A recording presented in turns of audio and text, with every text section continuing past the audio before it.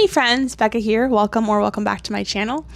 Today is, I believe, day 8 of the Daily Tidbit. So I've officially been uploading, publishing my journey and what I'm learning and what I'm doing every single day for an entire week, 7 days.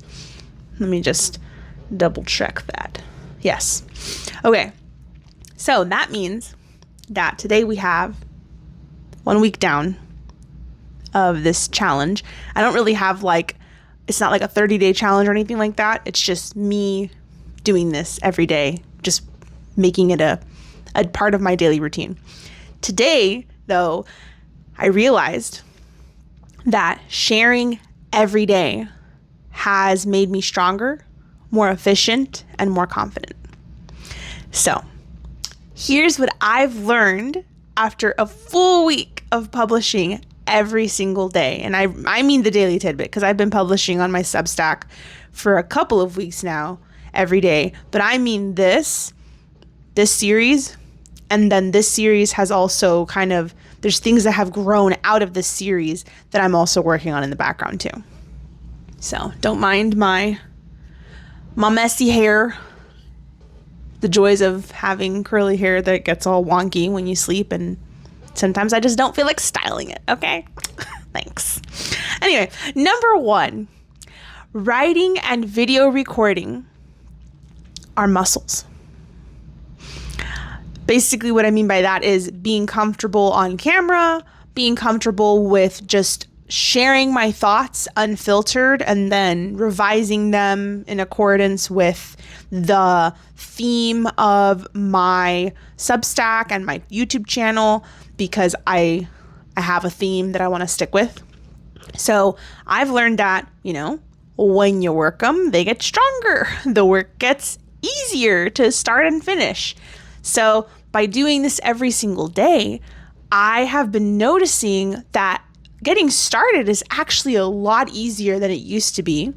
Talking to the camera is a lot easier than it used to be. I feel so much more comfortable. I no longer feel like I have to stare at the camera lens the entire time. I feel like I can look around, I can move a little bit, I can be more casual, flow more as myself, rather than being stiff and, like I'm making an academic presentation. So that's number 1. Writing and video recording are muscles. The more you work them, the stronger they get. Number 2, I figured out my workflow.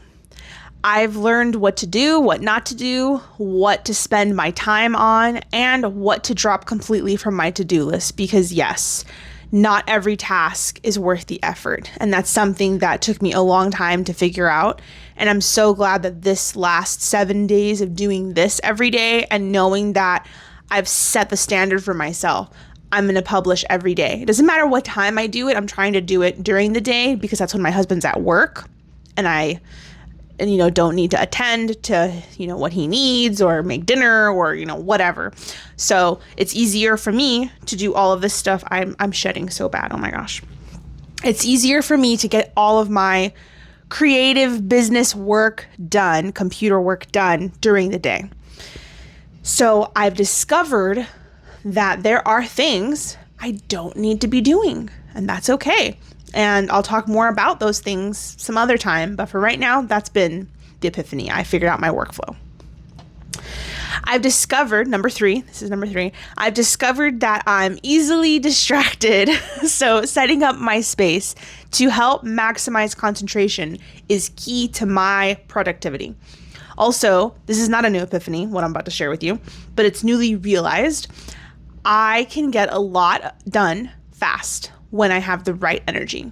So for example, when I have creative energy, I feel like my creative work just falls out of me. I can work on my novel. I can write an article. I can create a video. I can do some graphic design work for my shop, things like that. So when I have creative energy, all of that stuff just kind of flows. I don't have to force any of it. I don't have to, force myself to be inspired because it's just creative energy. It's there. The other one is physical energy. When I have physical energy, it's amazing to me how much housework I can get done. like super fast. Yesterday, and I killed myself a little bit doing this, but yesterday I scrubbed both of my bathrooms. And scrubbing those tubs was a bit of a chore because I let the grime build up. If I'm being completely honest and transparent here, I don't like cleaning the bathtubs. So the grime got built up. So I had to use toilet bowl cleaner and let it sit. I ended up with a headache from the fumes, but you know, it is what it is. Today I feel better. And I scrubbed the mess out of that thing. But they're clean now. I didn't do it perfectly. That's key. Nothing I do is perfect. Or even trying to be anymore. No, instead it's done. It's done. So number 4 is I no longer try to do everything perfectly polished. By reducing the barrier to entry of thinking that everything I do, everything I create, all the work I do in my home, all that, you know, has to be gorgeous, you know, before I publish it when it comes to my creative work, or has to be perfectly finished before I decide to stop. Or I have to be like perfectly presentable. Like I used to feel like I had to put on lipstick and earrings and like get dressed and, you know, make sure I look, you know, totally good and everything.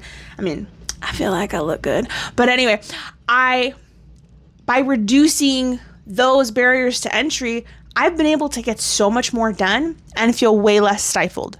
So like I will sit down at my desk, I'll write the Daily Tidbit because I always publish a written version of it as well on my Substack. And then I have everything at my desk set up so that it's easy for me to just set my phone up on a tripod, click record. This is literally a selfie stick tripod that I just put my phone on it. I plug in the receiver for this microphone. I don't know if you can see that. This is the microphone. I plug in the receiver. I clip the microphone to a ruler because I don't like wearing it and I don't want to hold it in my hand. It's like too small. I need something more to grip. And then I put my video recording on the front-facing camera because I need to be able to see myself to make sure I'm in frame and make sure I'm looking at the lens periodically. And then I set it to portrait video. This is a Samsung phone. I set it to portrait video. I think iPhone has that too, probably. But then, here's the other thing I have. I'm going to turn the camera. It's going to be a little shaky for a second. I have a ring light. This ring light, I keep it next to my desk. It is always plugged in to my, I have an extension cord adapter that I plug into my computer. This ring light is always plugged in and sits next to my desk. So it's always ready. So I just pull it from beside my desk and I put it at this angle that I found. I really like how I look in the camera, like the lighting is nice. And then it doesn't leave a glare on my glasses, which drives me insane. It's super distracting for me when I'm recording, and then I'm sure it's even more distracting for the viewer. So, all that to say, I'm done trying to do everything perfectly polished, and that has really helped me to get more done. And I think my work is coming out more authentic even because I'm not trying so hard anymore. Number 5, and this is the last epiphany I've had from this week, is I've learned to embrace my chaotic workflow and just let myself create in the way that I now realize is just my brain's natural way of functioning. So I've talked a little bit about how I've discovered that I'm neurodivergent. I haven't gone to a doctor and had a diagnosis. I've been diagnosed with generalized anxiety disorder, which is considered a neurodivergence.